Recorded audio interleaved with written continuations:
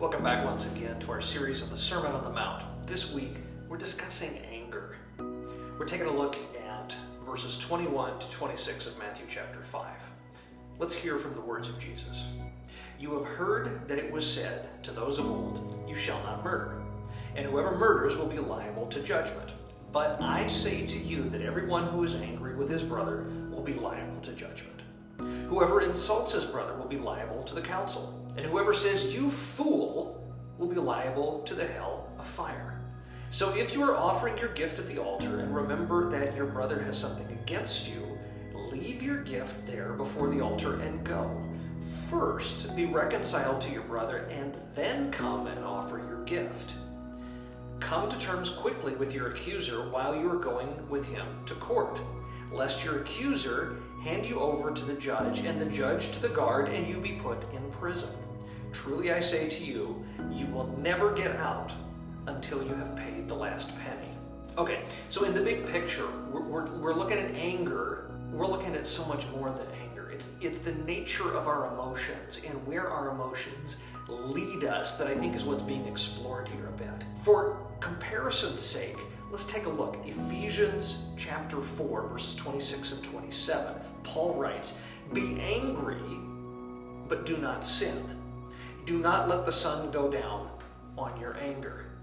It's a little bit of a comparison here. So, first of all, in Matthew, Jesus is pointing out about the prohibition against murder. And to some degree, we understand that. I mean, unless you're an outlier and your views are just way outside the norm, we get the idea of what murder means. We might argue what qualifies as murder some of the time. In the big picture sense, we understand that society doesn't work if we allow for murder. Now, Jesus takes this a whole step further and says, okay, so you've accepted that. You understand that murder is wrong. Now, let me add to that. If you're angry with your brother, you've already sinned. Oh, and by the way, if you call your brother a fool, oh, by the way, you've already sinned. Because what's going on here? Well, we're thinking about the nature of what happens in our hearts when I start looking at the other person with anger. Now, Paul distinguishes something here. Is it anger generally that's the issue? Well, Paul begins, be angry and do not sin. So inspired by the same Word of God, Word made flesh, as we learned in John, Matthew's pointing out the teachings of Jesus in the Sermon on the Mount, and he's offering concern about the way we behave with our anger. Is anger the issue?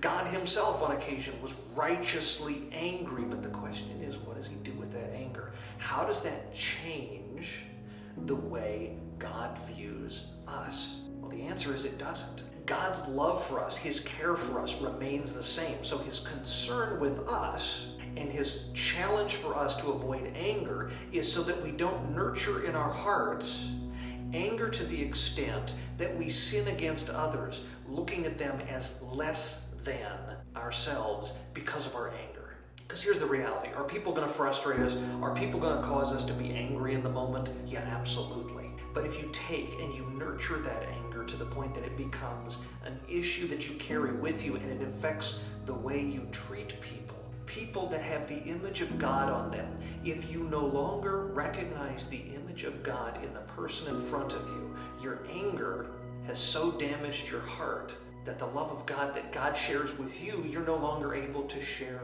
with them. And that's the warning. That's the concern. So yes, will we get angry? Sure. But do we nurture that anger in our hearts? Or rather, do we ask God, in my frustration, Lord, help me see the humanity of the person in front of me so that I can love them as you love them despite my anger. And perhaps in that we let go of our anger and allow ourselves to experience God's love flowing through us to each other. Beautiful thought, isn't it? God bless, and I'll see you next week.